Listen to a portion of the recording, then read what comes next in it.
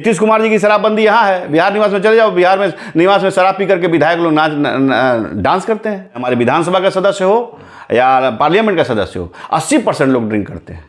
शराबबंदी से तमाम लोग खुश हैं। इतने शराब के तस्कर थे, सारे के सारे करोड़पति, सरकार के रेवेन्यू को अब चोरी हो रहा है, करोड़पति अरबपति हो गए। नीतीश कुमार तो जा करके गली गली जा करके, गांव गांव जा करके तो रोक लगाएंगे नहीं। गुजरात में शराबबंदी है, गुजरात में भी, लेकिन गुजरात के लोग भी शराब पीते हैं, वहां भी शराबबंदी में लोग मरते हैं। तो सरकार को चाहिए इस नियम को थोड़ा सा बदलाव करे, गुजरात की तर्ज पे नियम कर दे। भारतीय जनता पार्टी को एक लाना चाहिए कि शराबबंदी फिर से मुख्यमंत्री चालू करें, और जितने भी थाना अध्यक्ष हैं सबकी संपत्तियों की अगर जांच कराइएगा। नमस्कार, आप देख रहे हैं ब्रेकिंग बिहार। अभी हमारे साथ हैं पूर्व विधायक राजन तिवारी। हम चर्चा करेंगे बिहार में जिस प्रकार से पूर्णतः शराबबंदी के बावजूद सारण के मशरक में 53 आदमी की आधिकारिक तौर पर मौत हो चुकी है जहरीली शराब पीने से। चर्चा करेंगे विधायक जी से, पूर्व विधायक जी से, कि क्या अब समय आ गया है कि बिहार में शराबबंदी कानून को वापस लिया जाए। सर देखिए, शराबबंदी कानून को वापस लेने की जहाँ तक बात है, तो शराबबंदी से तमाम लोग खुश हैं। ऐसा नहीं है कि शराबबंदी से लोग दुखी हैं। और शराब में मरने वालों की जहाँ तक बात करते हैं तो हर स्टेट में शराब से लोग मरते हैं। उत्तर प्रदेश हो, गुजरात हो, दिल्ली हो, पंजाब हो, हरियाणा हो, हर स्टेट में लोग मरे हैं, ऐसा नहीं है। लेकिन अब बात होती है कि जहरीली शराब आता कहाँ से है। बात होती है कि शराबबंदी के बाद शराब इतने भारी पैमाने पे तस्कर कहाँ से तस्करी कर रहे हैं। हर डिस्ट्रिक्ट, हर प्रदेश के हर डिस्ट्रिक्ट में शराब होम डिलीवरी का काम हो गया है। आज के डेट में जो शराब का काम कर रहा है, सारे लोग शराब, जितने शराब के तस्कर थे, सारे के सारे करोड़पति, सरकार के रेवेन्यू को अब चोरी हो रहा है, करोड़पति अरबपति हो गए। फार्चूनर से और लैंड क्रूजर से चल रहे हैं। स्थिति ये है। अब ये शराब आता कहाँ से है? आता तो है बॉर्डर से ही। तो बॉर्डर पे जो बॉर्डर की पुलिस है वो सरासर इस पे दोषी है। जो बॉर्डर एरिया के जितने भी पुलिस प्रशासन है, चाहे वो बक्सर के एरिया ले लीजिए, चाहे वो कैमूर का एरिया ले लीजिए, चाहे वो गोपालगंज एरिया ले लीजिए, चाहे वो वाल्मीकि नगर एरिया ले लीजिए, चाहे वो नेपाल से सटे जितने भी एंट्री वाला रास्ता है, वहाँ से शराब वहीं से आता है। अब शराब में मिली भगत पुलिस का ही रहता है, ये तो सत्य है। अब नीतीश कुमार तो जा करके गली गली जा करके, गांव गांव जा करके तो रोक लगाएंगे नहीं, चाहे शराब पकड़ेंगे नहीं। पकड़ने का काम किसका है? तो ये पुलिस का काम है। पुलिस बखूबी अपने जो उन लोगों का दायित्व है, ड्यूटी है, वो बखूबी नहीं कर पा रही है, इसलिए लेकिन सर, आपने देखा जिस प्रकार से थाना से स्प्रिट गायब होने की बातें आ रही है सामने। देखिए, थाना से स्पीड गायब हो जाना तो जांच का विषय है, और भारी पैमाने पे मतलब ये घमन का मामला है कि वो स्पीड गया कहाँ। अगर स्पीड थाने से गायब होता है तो स्पीड गया कहाँ, स्पीड का हुआ क्या। जहरीली शराब की जहाँ तक बात है, और हमारे मुख्यमंत्री जी ने कहा कि मुआवजा नहीं देंगे, तो ये तो मान लीजिए कि गलत बात है। जितने भी किसी भी दुर्घटना में कोई आपदा में मरता है उसको तो मुआवजा देना चाहिए। गरीब लोग मरे हैं, अमीर लोग तो मरे नहीं हैं। और शराबबंदी कानून कड़ाई के रूप में लागू करें तब ये सक्सेस होगा, नहीं तो नहीं सकता। आपने सर कहा कि पुलिस का काम है रोकना, मुख्यमंत्री हर जगह नहीं जा सकते हैं, लेकिन आपको याद होगा कि सारण में पिछले दिनों इसी प्रकार की घटना हुई थी, और वो जांच इतना लंबे समय के बाद उसका रिपोर्ट आया, और कोई कार्रवाई अगर हुई रहती सर उस समय जो घटना हुई थी, तो आज यह घटना नहीं हुई। आपको जानकारी होना चाहिए, नीतीश कुमार आज आरजेडी के साथ है, कल बीजेपी के साथ थे, और उस समय भी बेतिया में घटना हुई थी, शराब में बहुत सारे लोग मारे गए थे। मुजफ्फरपुर में भी घटनाएं हुई थी शराब में, उसमें मारे गए थे बहुत सारे लोग। उसमें यहाँ तक कि उसमें तत्कालीन मंत्री के भाई का भी नाम आया था। ऐसा नहीं है, होते ये सब घटनाएं, दुर्घटनाएं, जो जहर पिएगा वो मरेगा। लेकिन सर, मुख्यमंत्री का ये कहना कि जो पिएगा वो मरेगा, आपको उचित लगता है? नहीं, मैं भी कहता हूँ जो गलत जहर पिएगा वो मरेगा। मुख्यमंत्री कहाँ से रोक लेंगे उसमें? जो जहर पिएगा वो मरेगा। लेकिन सर, आखिर आ कहाँ से? अगर देखिए, जड़ को खत्म करने का काम है पुलिस का, जड़ को खत्म करने का सरकारी तंत्र का। सरकारी तंत्र में कहीं खोट है, मैंने आपसे कहा ना, सरकारी तंत्र में कहीं खोट है, इसलिए शराबबंदी बुरी तरह से विफल है। शराबबंदी कानून जैसे कि गुजरात में है, गुजरात में शराबबंदी है, गुजरात में भी, लेकिन गुजरात के लोग भी शराब पीते हैं, वहाँ भी शराबबंदी में लोग मरते हैं। वहाँ पे क्या है कि जो बाहरी टूरिज्म आता है वो अपने आधार कार्ड को दिखाता है। शराब की दुकानें गुजरात में खुली रहती हैं, लेकिन बाहरी टूरिज्म जो आता है, बाहर के लोग जो आते हैं, अपने आई कार्ड को दिखाते हैं, आधार कार्ड आई कार्ड दिखाते हैं, तो उनको शराब की बोतल मिलती है जो पीने का आदी है, जिसको डॉक्टर प्रिस्क्राइब करते हैं, चाहे जैसे जो चीज़ें हैं उनको मिलता है। हम चाहेंगे कि इसमें कानून में संशोधन हो, संशोधन हो। हाँ, संशोधन हो और कानून में संशोधन हो। जब इस तरीके से लोग देखो, पीने वाले पी ही रहे हैं, मान नहीं रहे हैं, हमारे रेवेन्यू का लॉस हो रहा है, और भी हमारे ऊपर बोझ डाले जा रहे हैं, जैसे कि पेट्रोल से रेवेन्यू से पेट्रोल। हाँ, बिल्कुल पेट्रोल पे चाहे और भी सामानों पे दाम बढ़ा करके हमारे रेवेन्यू को कलेक्शन किया रहा है, जिसपे हम लोगों पर बोझ पड़ रहा है। तो सरकार को चाहिए इस नियम को थोड़ा सा बदलाव करे, गुजरात की तर्ज पे नियम कर दे। जो बाहरी व्यापारी आएंगे, बाहरी लोग आएंगे, बाहरी मीट करेंगे, उनके लिए या आधार कार्ड पर लोगों को बिल्कुल। लेकिन सर, आप मुख्यमंत्री नीतीश कुमार से पुराने परिचित हैं, उनके व्यवहार को अच्छी तरह से जानते हैं, जिस प्रकार का वो नेता है, परिपक्व नेता माने जाते हैं, गंभीर नेता माने जाते हैं।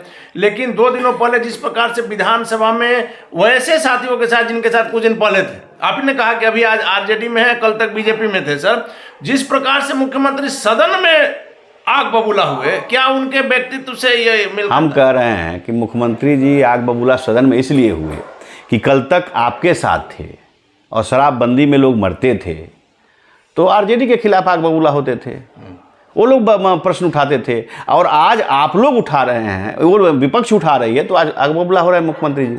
तो सबको जब तक सम्मिलित होकर के, पक्ष और विपक्ष दोनों लोग सम्मिलित होकर के जब तक कार्य नहीं करेगा और शराबबंदी कानून नियमतः नहीं लागू करेगा, मैं तो कहता हूँ, गारंटी के साथ कहता हूँ कि सदन के ऐसे 80% मेंबर हैं, मेंबर ऑफ पार्लियामेंट हो या मेंबर ऑफ लिटरेचर विधानसभा हो, माने हमारे विधानसभा का सदस्य हो या पार्लियामेंट का सदस्य हो, 80% लोग ड्रिंक करते हैं, 80% लोग शराब पीते हैं। मैं आज भी कहता हूँ, बिहार निवास आप चले जाओ, नीतीश कुमार जी की शराबबंदी यहाँ है, बिहार निवास में चले जाओ, बिहार में निवास में शराब पी करके विधायक लोग डांस करते हैं, विधान परिषद के सदस्य लोग डांस करते हैं।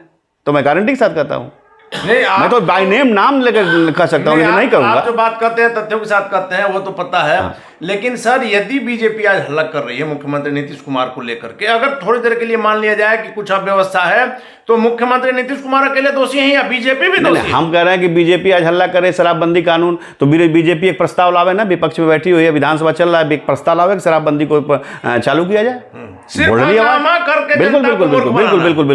बिल्कुल। भारतीय जनता पार्टी को एक लाना चाहिए कि शराबबंदी फिर से मुख्यमंत्री चालू करें, इनको पेश करना चाहिए। तो इन बातों से सर आप सहमत हैं कि मुख्यमंत्री जी ने परसों जो कहा कि आज आप लोग हल्ला कर रहे हो, सबकी सहमति से ये लागू किया था? बिल्कुल। और आज अगर किसी तरह का दिक्कत है तो सब आदमी सहयोग। बिल्कुल। विधानसभा में मुख्यमंत्री जी को यह प्रस्ताव लाना चाहिए कि शराबबंदी के खिलाफ कौन है और शराब खुलने के पक्ष में कौन है, उसमें दूध का दूध, पानी का पानी हो जाएगा। और यदि ज्यादा संख्या आती है खत्म करने के लिए तो फिर बिल्कुल विचार करें। हाँ, बिल्कुल विचार करें, संशोधन करें, क्योंकि शराबबंदी से आए दिन जब इस तरह की जनसंहार होगा, नरसंहार नहीं हो रहा है, जनसंहार हो रहा है, और इस तरह के जनसंहार और नरसंहार होंगे तो बिहार में हमको नहीं लगता कि कोई बचेगा, क्योंकि शराब पीने वाला पिएगा, मानेगा नहीं। इसलिए शराबबंदी पूरी तरह, मैं तो इतना गारंटी के साथ कहता हूं कि पूरी तरह विफल है, और जितने भी थाना अध्यक्ष हैं सबकी संपत्तियों की अगर जांच कराइएगा कि 16 के बाद उनकी संपत्ति, बिल्कुल सबकी संपत्तियों की जांच कराइएगा, तो आप पाइएगा कि वहाँ का कप्तान उतना दोषी नहीं है जितना दोषी उस थाना प्रभारी लोग हैं, थाना अध्यक्ष लोग हैं। तो जितने भी पाइएगा कि उसमें कम से कम 60%, 70-60% ऐसे थाना अध्यक्ष हैं जिनकी संपत्ति में 2016 के बाद, शराबबंदी के बाद और 2022 में भारी इजाफा हुआ उनकी संपत्ति का। सर, आखिरी सवाल आपसे चाहेंगे कि सारण की जो घटना हुई है, इसके बाद से यह भी बात सामने आ रही है कि जो आधिकारिक आंकड़ा अभी 53 आया है सर, कल रात तक का है, इसमें बढ़ोतरी है जिसको छिपाया जा रहा है, और साथ ही साथ प्रशासन यह भय दिखा रहा है कि यदि शराब की बात करोगे तो मुआवजा भी नहीं मिलेगा, जिसके कारण भी लोग जो है डरे हैं। देखिए, शराब जितने लोग मरे हैं, काफ़ी एक घटना बहुत ही निंदनीय है, और मुझे दुख है उन मृतक परिजनों के लिए, मैं मतलब दुख व्यक्त करता हूं। लेकिन उन्होंने शराब पिया, अपने परिवार का ख्याल नहीं किया, जा करके पता नहीं कहां से बना हुआ शराब, देसी शराब या कौन शराब, महुआ शराब लोग पिया, और इस तरह से ज़िंदगियाँ आपने ले ली। आज उनके बच्चे अनाथ हो गए। बच्चों का क्या दोष है, उनके परिवार का, परिजन का क्या दोष है? सरकार इस पे सोचना चाहिए और सरकार को मुआवजा देना चाहिए ताकि उसके परिवार का भरण पोषण करे। किसी की औरत यह नहीं कहती अपने पति से जाकर शराब पियो, किसी का बच्चा यह नहीं कहता अपने पापा से कि आप शराब पियो। शराब के एक आदी लोग होते हैं जो शराब पीते ही पीते हैं, वो परिवार का मोह नहीं देखते। लेकिन आज तो चले गए, आज वो चले गए तो परिवार कैसे जिएगा? उसके लिए सरकार को कुछ सोचना चाहिए। हाँ, इस पर कानून बनाओ आप।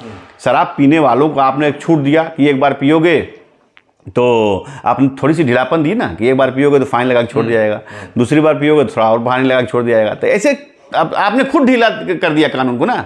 शराब पीने वालों को आपने खुद ढीला कर दिया कि या तो पीने दो या पूरी तरह से आप पी करके पकड़ाएगा और उसको जो है आप फाइन लेकर छोड़ दीजिएगा।